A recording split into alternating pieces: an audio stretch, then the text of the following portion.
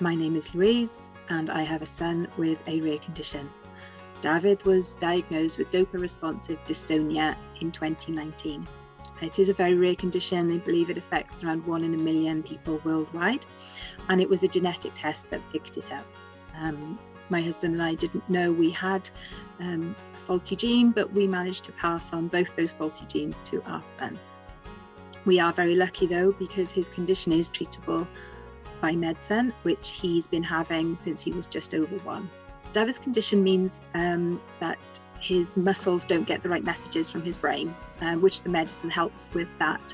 But when he was diagnosed, he'd lost a lot of skills. He'd never walked, he hadn't really crawled. So there was a lot of time spent in appointments and with physiotherapists, occupational therapists, getting Dafydd moving again, getting him eating again, getting him drinking again.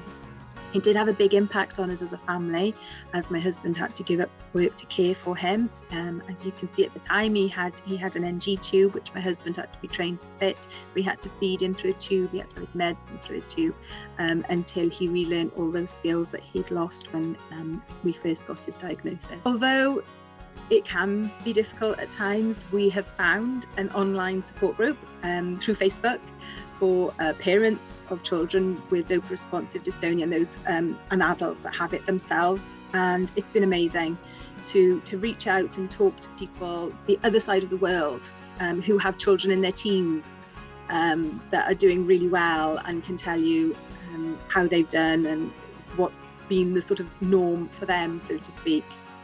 It does appear that a lot of people have very different symptoms and have different reactions to things like different kinds of medicine. So it is still, people are still learning, even those people have got the condition. And of course the medical professional is still learning as well. But we did manage to find another parent in Wales. So we've made contact with another parent in Wales who has an older child